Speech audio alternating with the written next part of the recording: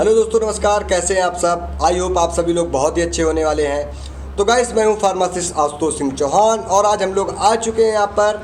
अपने जो मेरा एक जागरूकता अभियान चल रहा है, जहाँ पर मैं ब्रांडेड दवाओं के बारे में आपको बताता हूँ। तो उस जागरूकता अभियान का जो एक नया आज मैं दवा के बारे में आपको यहाँ पर डिस्कशन करने जा रहा हूँ। तो उस दवा का नाम है ई केयर सी करके, जो कि वेट केयर कंपनी की एक बहुत ही ब्रांडेड दवा है दोस्तों। और इसके जो भी प्रोडक्ट आते हैं वो बहुत ही अच्छे प्रोडक्ट आते हैं। तो दोस्तों, ये जो ई केयर सी है, इस पे पड़ा क्या हुआ है, तो देखिए यहाँ पर खुद से ही कंपनी ने बता दिया है कि ई केयर सी मतलब यहाँ पर विटामिन ई पड़ा हुआ है और सेलेनियम पड़ा हुआ है। तो देखिए, जो विटामिन ई है या ये जो विटामिन ई है और यहाँ पर जो सेलेनियम पड़ा हुआ है, ये दोस्तों काम क्या करता है। तो जो अगर हम लोग कंपनी के अकॉर्डिंग बात करें तो यहाँ पर कंपनी ने बताया है helps to repair in the mastitis, या हम लोग कहें कि मास्टाइटिस से रिकवरी में आपके पशु को ये हेल्प कर रहा है। मतलब अगर आपके पशु को थनैला हो गया है तो वहाँ पर आपके पशु में थनैला की जो होने वाली प्रोसेस है, या हम लोग कहें कि जो थनैला का होने वाली बीमारी को कम करने में ये मदद करता है। क्योंकि दोस्तों ये फीड सप्लीमेंट है, तो फीड सप्लीमेंट क्या करते हैं, आपके पशुओं को अंदर से तैयार करते हैं,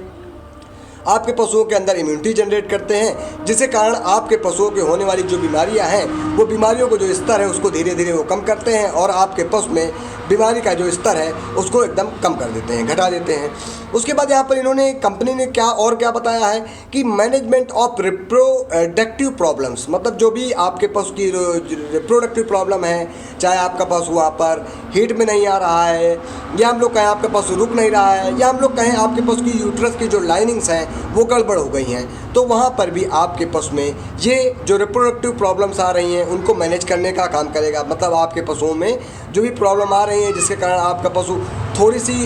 कमी के कारण आपका पशु वहाँ पर हीट में नहीं आ रहा, या हम लोग कहें रुक नहीं पा रहा, ठहर नहीं पा रहा, तो उसमें भी ये अच्छा काम करने वाली है। तो उसके बाद तीसरा जो यूज़ बताया है कंपनी ने, उसने बताया है कि इम्प्रूव इम्यूनिटी। तो दोस्तों, मैंने आपको बताया है कि इम्यूनिटी क्या है। इम्यूनिटी आज अगर आप लोग जानते होंगे कि अभी कोविड काल आया था, तो कोविड काल में ज़्यादातर क्या हुआ, इम्यूनिटी वाले प्रोडक्ट चले। मतलब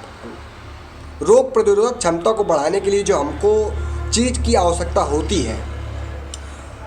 हमारी बॉडी में जो चीज़ें होती हैं जिससे हम लोगों की जो बॉडी है वो जो विभिन्न प्रकार की बीमारियां हैं, बैक्टीरिया हैं, डिसीज़ हैं,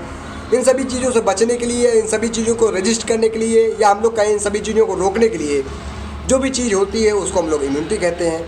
तो इम्यूनिटी को भी मेंटेन करने के लिए यहाँ पर कंपनी बता रही है। उसके बाद कंपनी ने यहाँ पर और क्या बताया है, कंपनी ने यहाँ पर बताया हुआ है कि रिड्यूस द स्ट्रेस। अब वो स्ट्रेस आपके पशु के शरीर में कई प्रकार का हो सकता है, चाहे वो फिजिकल स्ट्रेस हो, चाहे फिजियोलॉजिकल स्ट्रेस हो, चाहे हार्मोनल स्ट्रेस हो, चाहे हम लोग कहें वहाँ पर किसी भी प्रकार का सिक्रीशन वाला स्ट्रेस हो। अगर इन सभी कारणों से अगर आपका पशु स्ट्रेस में चला गया है, या मेंटल स्ट्रेस में चला गया है, या मेंटल स्ट्रेस में जाने की वजह से उसके शरीर के अंदर क्या हो गया है, विभिन्न प्रकार के ऑक्सीडेटिव फ्री रेडिकल हो गए हैं, या हम लोग कहें उसको ऑक्सीडेटिव स्ट्रेस हुआ, उसके कारण वहाँ पर फ्री रेडिकल्स आ गए। तो इस प्रकार की जो चीज़ें आ रही हैं उन सभी से ओवरकम करने के लिए भी यहाँ पर ये सारी चीज़ें दी जाएंगी। इसके बाद यहाँ पर इन्होंने बताया हुआ है कि अगर कहीं पर विटामिन ई की डिफिशेंसी है, उसके कारण कोई भी बीमारी आ रही है, तो उसको भी ओवरकम करने के लिए क्या कर सकते हैं, आप ई केयर सी दे सकते हैं। चलिए, अच्छी बात है, इन्होंने तो कंपनी ने बता दिया है। उसके अलावा आप इसको और कहाँ पर दे सकते हैं, और अगर हम लोग इसकी फार्माकोलॉजी की बात करें, या हम लोग इसके अंदर जाकर थोड़ा सा गहनता में बात करें, तो हम लोगों ने पाया कि सबसे पहले आपके पशुओं में ये क्या करता है, इम्यूनिटी को मजबूत करता है। जैसा कि मैंने अपने बहुत सारे वीडियोस पे बताया हुआ है कि इम्यूनिटी क्या है। देखिए दोस्तों, अगर आपके पशु की इम्यूनिटी अगर मजबूत होगी, अच्छी होगी, तो आपका पशु बार बार बीमार नहीं होने पाएगा। क्यों? क्योंकि आपके जो जानवर का शरीर में अगर इम्यूनिटी का लेवल अच्छा होगा तो किसी भी प्रकार का bacteria, virus, fungi, protozoa, Plasmodium, parasite, किसी भी प्रकार की जो भी बाह्य चीज़ें हैं जो अपनी बॉडी की नहीं है या अपने पशु की बॉडी की नहीं है, उनको जब वो बॉडी में आएंगी तो क्या करेंगी, वो फीवर लाएंगी, मतलब बुखार लाएंगी, भूख नहीं लगेगी, हम लोग कहेंगे इस प्रकार की चीज़ें आ जाएंगी। तो उन सभी चीज़ों को कम करने के लिए भी क्या कर सकते हैं, आप ये प्रोडक्ट दे सकते हैं। Very good. तो इम्यूनिटी का एक बहुत बड़ा रोल है आपकी बॉडी में। आप लोगों ने देखा होगा कि कई जगह पर क्या होता है, खुरपका मुँह पका हो गया, या लंपी स्किन डिसीज़ हो गई, या हम लोग कहें सर्रा हो गया, या गला घोंटू हो गया, या इस प्रकार की जो भी बीमारियां हैं वो सभी भी बीमारियां जब आपके पशु में आती हैं तो इसका मतलब है या तो आपका पशु इम्यूनिटी में कमज़ोर हो गया है या जो आपके पशु में इम्यूनिटी का स्तर था वो अब कमज़ोर हो गया है। इन दोनों वजहों से आपके पशु में इम्यूनिटी की कमी होने की वजह से आपके पशु को बीमारियाँ आ जाती हैं। Very good. उसके बाद जो ये विटामिन ई है दोस्तों, ये क्या है? एंटीऑक्सीडेंट है। एंटीऑक्सीडेंट का क्या मतलब है कि दोस्तों देखिए, जब आप जानते हैं कि जो विटामिन ई और सेलेनियम जो हम लोग साथ में यहाँ पर दे रहे हैं, उसका जो मेन एक रोल है वो क्या है कि जो ऑक्सीडेटिव स्ट्रेस होता है वो क्या होता है, वो एक मेटाबॉलिज्म का बाई प्रोडक्ट होता है। मतलब चय अपचय की जो प्रक्रिया होती है उन पे क्या होता है, उनका एक बाई प्रोडक्ट होता है। ये हमारी बॉडी के लिए अच्छा होता है, हमारे पशु की बॉडी के लिए भी अच्छा होता है। मगर एक स्तर के बाद अगर फ्री रेडिकल आपके पशु में ज़्यादा बन गए तो वहाँ पर क्या होगा, वहाँ पर टिश्यू का डैमेज होगा, सेल का डैमेज होगा, जिसके कारण क्या हो सकता है, आपके पशुओं को विभिन्न प्रकार की कार्डियोवास्कुलर डिसीज़ हो सकती हैं, मतलब हृदय रोग संबंधित दिक्कतें हो सकती हैं। उनकी नसों पे ब्लॉक हो सकते हैं, मतलब उनकी नसें में ब्लॉक हो सकता है। मतलब आप लोग जानते होंगे कि जैसे नसें हैं तो नसों के अंदर क्या हो जाता है, वहाँ पर थोड़ा सा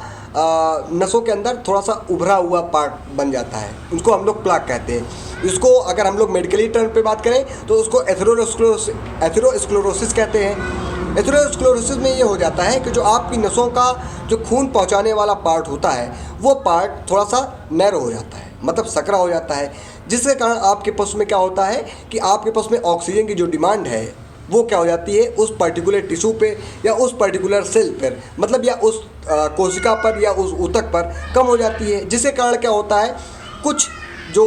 ऊतक हैं या कुछ जो कोशिकाएं हैं वो मरने लगती हैं, जिसके कारण हम लोगों ने कई बार देखा है कि हमारे पशुओं को थोड़ा सा लंगड़ापन आ गया या हमारा पशु बैठ गया, वो हो सकता है। या हम लोग कहें कि आपके पशु में अगर यही कोरोनरी आर्टरी में हो गया, मतलब आपके पशुओं में जो रक्त को प्रवाहित करने वाली आपके पशु के हृदय को जो रक्त प्रवाहित करती हैं वो नलिकाओं में अगर इस प्रकार की चीज़ें आ गई तो आपके पशु को स्ट्रोक भी हो सकता है, या हम लोग कहें उसको शॉक भी लग सकते हैं। इस प्रकार की चीज़ें भी आ सकती हैं।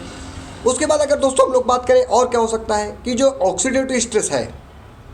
वो पहले क्या होता है, अगर एक मैनेजेबल लेवल पर होता है, मतलब अगर एक नॉर्मल लेवल पर है तो वो बैक्टीरिया को मारता है, मगर अगर वो ज़्यादा हो जाएगा तो आपके पशुओं के सेल को मारेगा, ऊतक को मारेगा, टिश्यू को मारेगा।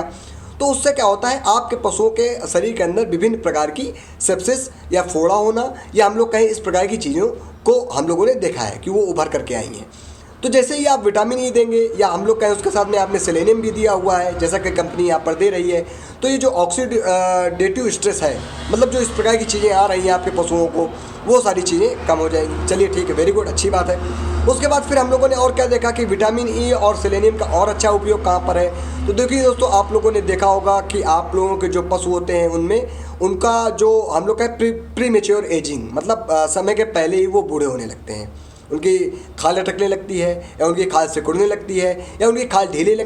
पड़ने लगती है, या हम लोग कहें जो उनकी मसल्स हैं उनमें वीकनेस आ जाती है। तो उन सभी चीज़ों, अगर ये सारी चीज़ें आ रही हैं तो वहाँ पर भी आप क्या कर सकते हैं, विटामिन ई और ये जो सेलेनियम है इसका कॉम्बिनेशन दे सकते हैं, जो कि यहाँ पर ई केयर सी में दिया गया है। उसके बाद विटामिन ई और कहाँ पर जरूरी है, तो विटामिन ई आपके पशुओं के हेयर